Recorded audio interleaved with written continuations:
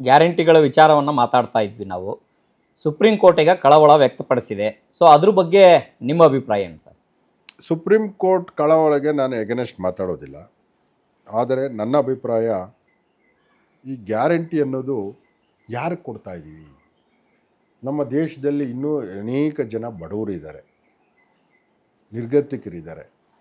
ಅಂಥವ್ರಿಗೆ ನಾವು ಗ್ಯಾರಂಟಿ ಅನ್ನೋ ಒಂದು ಸ್ಕೀಮನ್ನು ಕೊಟ್ಟು ಅವರಿಗೆ ಒಂದು ಸ್ಟ್ರೀಮ್ ಲೈನಿಗೆ ತಂದು ಅವ್ರನ್ನೂ ನಮ್ಮ ಜೊತೆ ಈಕ್ವಲ್ ಆಗಿ ನಾವು ನೋಡ್ಕೊಬೇಕಲ್ವ. ಗ್ಯಾರಂಟಿ ಕೊಡಬೇಕು. ಇವತ್ತು ನಮ್ಮ ಕರ್ನಾಟಕದ 5 ಗ್ಯಾರಂಟಿಗಳು ಯಾರು ಕೊಟ್ಟಿದ್ದೀವಿ? ಅನ್ನಭಾಗ್ಯ, ಊಟ ಇಲ್ದವ್ರಿಗೆ ಊಟ ಸಿಗುತ್ತೆ. ಹೆಣ್ಣು ಮಕ್ಕಳು ಇವತ್ತು ಕೂಲಿ ಕಾರ್ಮಿಕರಿಗೆ ಹೋಗ್ತಾರೆ, ಕೆಲಸಕ್ಕೆ ಹೋಗ್ತಾರೆ, ಅವ್ರಿಗೆ ದಿನಕ್ಕೆ ಎಷ್ಟು ಬರ್ತದೆ, ಅವ್ರಿಗೆ ಅನುಕೂಲ ಆಗ್ತಾಯಿದೆ ಬಸ್ಸು. ಇನ್ನು ನಿರುದ್ಯೋಗ ಯುವಕರು, ಅವ್ರಿಗೆ ಸ್ಟೈಪೆಂಡ್ರಿ ಕೊಡ್ತಾ ಇದ್ದೀವಿ. ಕರೆಂಟು ಯಾರಿಗೆ 200 ಯೂನಿಟ್, ಯಾರು ಬಡವ್ರಿಗೆ ಅದು ಅನುಕೂಲ ಆಗ್ತಾಯಿದೆ, ಅದರಿಂದ ಏನು ನಿಂತೋಗಿಲ್ಲ. ಇನ್ನು 2,000 ರೂಪಾಯಿ ಹೆಣ್ಣು ಮಕ್ಕಳಿಗೆ, ಇವತ್ತು ಹೆಣ್ಣು ಮಕ್ಕಳು 2,000ರಿಂದ ಇವತ್ತು ಬೋರ್ವೆಲ್ ಹಾಕ್ಸ್ಕೊಂಡಿದ್ದಾರೆ, ನೋಡ್ತಾ ಇದ್ದೀರಿ. ಮನೆ ಕಟ್ಕೊಂಡಿದ್ದಾರೆ, EMIಗಳು ಕಟ್ತಾರೆ, ಅವರ ದೈನಂದಿನ ಜೀವನ ಸಾಗಿಸ್ತಾ ಇದ್ದಾರೆ. ಇದೆಲ್ಲ ಈಗ ನಾವು ನೋಡ್ತಾ ಇದ್ದೀವಿ. ಕೋಟಿ ಕೋಟಿ ಲೂಟಿ ಮಾಡ್ತಾರೆ ಎಷ್ಟೋ ಜನ. ನಾವು ಅದ್ರ ಬಗ್ಗೆ ಮಾತಾಡ್ತಾ ಇಲ್ಲ. ಬಡವ್ರಿಗೆ 2,000 ಕೊಟ್ಟರೆ ನಮ್ಮ ಮಾತಾಡ್ತೀವಿ. 2,000 ರೂಪಾಯಿ ಏನು ಮಾಡ್ತಾರೆ ಅವರು? ಅದರಿಂದ ಗ್ಯಾರಂಟಿಯಿಂದ ಒಳ್ಳೆಯದು. ಇದು ನಮ್ಮ ಕಾಂಗ್ರೆಸ್ ಪಕ್ಷ ಈ ಗ್ಯಾರಂಟಿಗಳು ಕೊಟ್ಟು ಬಡವರಿಗೆ ಒಂದು ಸಮಾನತೆ, ಈಕ್ವಾಲಿಟಿಯನ್ನು ಮಾಡಿದ್ದಾರೆ. ರಾಜ್ಯ ಸರ್ಕಾರ ಗ್ಯಾರಂಟಿಗಳನ್ನು ಕೊಡ್ತು, ಉಳಿದೆಲ್ಲದರ ಬೆಲೆ ಏರಿಕೆ ಜಾಸ್ತಿ ಮಾಡ್ತು. ನೋಡಿ, ಯಾವುದು ಹಿಂದೆ ನೀವು 10 ವರ್ಷದ ತೊಗೊಳ್ಳಿ, ಯಾವ ಬೆಲೆ ಏರಿಕೆಗಳನ್ನ ನಾವು ಒಬ್ಬರೇ ಮಾಡಿದ್ದೀವ? 10 ವರ್ಷದಲ್ಲಿ ಮಾಡಿಲ್ವ? ಬೇರೆ ಪಕ್ಷದವರು ಮಾಡಿದ್ದಾರೆ, ನಮ್ಮ ಪಕ್ಷದವರು ಮಾಡಿದ್ದಾರೆ. ಅದು ಟೈಮ್ಗೆ ಏನೇನು ಬೆಲೆ ಏರಿಕೆ ಆಗಬೇಕು ಅದು ಆಗ್ತಾ ಇರ್ತದೆ. ರುಟೀನ್, ಅದು ಮಾಡಲೇಬೇಕಾಗ್ತದೆ. ಈಗ ಹಾಲು ಬೆಲೆ ಏರಿಕೆ ಮಾಡಿಲ್ಲ ಅಂದರೆ ರೈತರಿಗೆ ಏನು ಸಿಗುತ್ತೆ? ಅವರು ಹುಲ್ಲು ಜಾಸ್ತಿ ಆಗ್ತದೆ, ಅವ್ರಿಗೆ ಹಸುಗಳಿಗೆ ತಿಂಡಿ ಜಾಸ್ತಿ ಆಗಿರ್ತದೆ, ಮೇಂಟೆನೆನ್ಸ್ ಜಾಸ್ತಿ ಆಗುತ್ತೆ. ಹಾಲು ಜಾಸ್ತಿ ಮಾಡಲೇಬೇಕಲ್ವ ನಾವು? ತಪ್ಪೇನಿದೆ? ಇವಾಗ ನೀರಿಗೆ ನಾವು 150 ರೂಪಾಯಿ ಕೊಟ್ಟು ತೊಗೊತೀವಿ, ಹಾಲಿಗೆ ಒಂದು 5 ರೂಪಾಯಿ ಕೊಟ್ಬಿಟ್ರೆ ಏನಾಗುತ್ತೆ? ಅಲ್ಲಿ ನೀರಿನ ದರನೂ ಏರಿಕೆ ಮಾಡ್ತಾ ಇದ್ದೀರಲ್ಲ. ಅದೇನೇ ಅವಶ್ಯಕತೆ ಬಂದಾಗ ಅದನ್ನ ಮಾಡಲೇಬೇಕು. ದೈನಂದಿನ ಜೀವನದಲ್ಲಿ ಅದು ಏರಿಕೆ ಕಾಮನ್ ಆಗಿಬಿಟ್ಟಿದೆ, ಅದನ್ನೇನು ಮಾಡೋಕ್ಕಾಗೋದಿಲ್ಲ. ಜನ ಏನಾದರೂ ಪ್ರಶ್ನೆ ಮಾಡಿದಾರ ಸರ್, ತಾವು ಏನಾದ್ರು ವಿಸಿಟ್ಗೆ ಹೋದಾಗ ಈ ಥರದ ವಿಚಾರಗಳನ್ನು? ನನಗೆ ಅಭಿವೃದ್ಧಿ ಬಗ್ಗೆ ಕೇಳ್ತಾರೆ ಬಿಟ್ಟು ನೀರು ರಸ್ತೆ ಕೇಳ್ತಾರೆ. ಬೆಲೆ ಏರಿಕೆ ಬಗ್ಗೆ ಯಾರು ಕಾಮೆಂಟ್ ಮಾಡಿಲ್ಲ. ಮೆಟ್ರೋ ದರ ಏರಿಕೆ ಮಾಡಿದ್ರಿ, ರಾಜ್ಯಾದ್ಯಂತ ಬೆಂಗಳೂರಿನ ಜನ, ರಾಜಧಾನಿಯ ಜನ ಸಿಕ್ಕಾಪಟ್ಟೆ ಆಕ್ರೋಶವನ್ನು ವ್ಯಕ್ತಪಡಿಸ್ತಾ ಇದ್ದಾರೆ. ಮೆಟ್ರೋ ಏರಿಕೆ, ಇವತ್ತು ಮೆಟ್ರೋ ಮಾಡಬೇಕಂದ್ರೆ ಎಷ್ಟು ಜನಗಳಿಗೆ ಅನುಕೂಲ ಆಗಿದೆ ಅಂದರೆ, ಮೆಟ್ರೋಯಿಂದ ಅವರ ಟೈಮ್ ಉಳಿತದೆ, ಪೆಟ್ರೋಲ್ ಡೀಸೆಲ್ ಉಳಿತದೆ, ಇನ್ ಟೈಮ್ಗೆ ಹೋಗ್ತಾರೆ ಅಲ್ವಾ. ಈಗ ಮೆಟ್ರೋನು ಮೇಂಟೈನ್ ಮಾಡಬೇಕಲ್ಲ. ಈಗ ಕಮ್ಮಿ ಮಾಡಿದ್ದಾರೆ 10 ರೂಪಾಯಿ. ಇದು ಸೆಂಟ್ರಲ್ ಗೌರ್ಮೆಂಟ್ ಮಾಡಿರೋದು, ನಾವಲ್ಲ. ಸೆಂಟ್ರಲ್ ಗೌರ್ಮೆಂಟ್ ಸ್ಕೀಮ್ ಅದು ಅಲ್ವಾ. ಅದರಿಂದ ಅವರು ಮಾಡಿದಾರಂತೂ ನಾನು ಕಾಮೆಂಟ್ ಮಾಡಕ್ಕೆ ಹೋಗೋದಿಲ್ಲ. ಅವರು ಮೇಂಟೆನೆನ್ಸ್ ಮೆಟ್ರೋ ನಡೆಸಬೇಕಲ್ಲ. ಈಗ ದುಡ್ಡು ಬಂದರೆ ತಾನೇ ಇನ್ನೂ ಒಂದು 10 ಕಿಲೋಮೀಟರ್ ಜಾಸ್ತಿ ಮಾಡೋದು ನಾವು. ಇದರಿಂದ ಅನುಕೂಲನೇ. ನಾವು 70 ರೂಪಾಯಿ ಈಗ ವೈಟ್ ಫೀಲ್ಡಿಂದ ಮೆಜೆಸ್ಟಿಕ್ಗೆ 70 ರೂಪಾಯಿ. ಆಟೋದಲ್ಲಿ ಬಂದರೆ ಎಷ್ಟು ಟೈಮ್, ಎಷ್ಟು ಉಳಿತದೆ? ನಿನ್ನ ಕಾರಲ್ಲಿ ಬಂದರೆ ಎಷ್ಟು ಲೀಟ್ರ್ ಪೆಟ್ರೋಲ್ ಡೀಸೆಲ್ ಬೇಕು? ಟ್ಯಾಕ್ಸಿಲಿ ಬಂದರೆ ಎಷ್ಟು ಬೇಕು?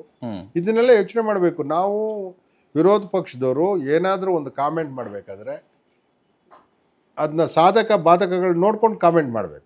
ಈಗ ಆಯಿತು, ಅವರು ಕಾಮೆಂಟ್ ಮಾಡೋಕ್ಕೆ ಬೇಕಾದಷ್ಟು ಅವಶ್ಯಕತೆ ಇದ್ದಾವೆ ವಿಷಯಗಳು, ಅದನ್ನು ಮಾಡ್ತಾ ಇಲ್ಲ ಅವರು. ಒಳಜಗಳದಲ್ಲಿ ಬ್ಯುಸಿ ಆಗ್ಬಿಟ್ಟವ್ರೆ.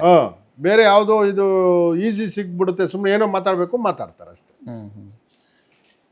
ಕಾಂಗ್ರೆಸ್ ಮತ್ತು BJPಯ ಈ ದರದ ರಾಜಕೀಯದಲ್ಲಿ ನಿಜಕ್ಕೂ ಅನ್ಯಾಯ ಆಗಿದ್ದು ಜನಸಾಮಾನ್ಯರಿಗೆ. ಯಾವ ದರದಲ್ಲಿ? ಮೆಟ್ರೋ ದರ ಸೇರಿದಂತೆ ಬೆಲೆ ಏರಿಕೆ. ಇಲ್ಲ, ಜನಕ್ಕೂ ನಾವು ಅನ್ಯಾಯ ಆಗಿದೆ ಅಂತ ನನಗೆ ಅನಿಸೋದಿಲ್ಲ. ಅದು ರುಟೀನ್ ಅದು.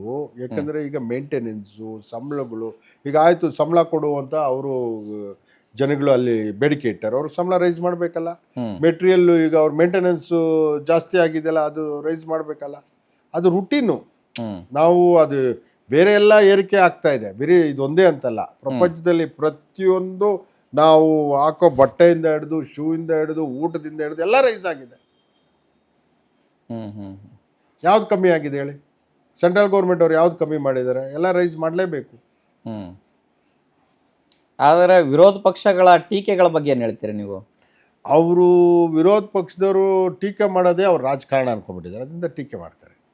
ನಿಜವಾದ ವಾಸ್ತವಿಕವಾಗಿ ಟೀಕೆ ಮಾಡಿ ಸರ್ಕಾರನ ಅವರು ಎಚ್ಚರ ವಹಿಸಬೇಕು, ಅದು ಮಾಡ್ತಾ ಇಲ್ಲ. ನಿಜವಾದ ಟೀಕೆಗಳು ಮಾಡ್ತಾ ಇಲ್ಲ. ನಿಜವಾದ ಟೀಕೆ ಮಾಡಿದ್ರೆ ನಾನು ಸ್ವಾಗತ ಮಾಡ್ತೀನಿ.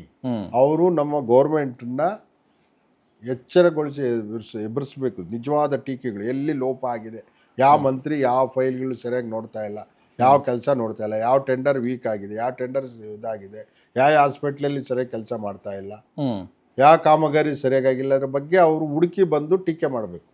ಅವಾಗ ನಾನು ಅವ್ರನ್ನ ಒಪ್ತೀನಿ. ಸುಮ್ಮನೆ ಈ ಪೇಪರಲ್ಲಿ ಬರೋದು ನೋಡ್ಬಿಟ್ಟು ಸುಮ್ಮನೆ ಒಂದು ಸ್ಟೇಟ್ಮೆಂಟ್ ಕೊಟ್ಬಿಟ್ರೆ ಅವ್ರ ಜವಾಬ್ದಾರಿ ಅಲ್ಲ. ಯಾಕಂದ್ರೆ ನಾಳೆ ದಿನ ನಾವು ವಿರೋಧ ಪಕ್ಷದಲ್ಲಿ ಕುತ್ಕೊಬೇಕು, ಅವರು ಕುತ್ಕೋಬೇಕು.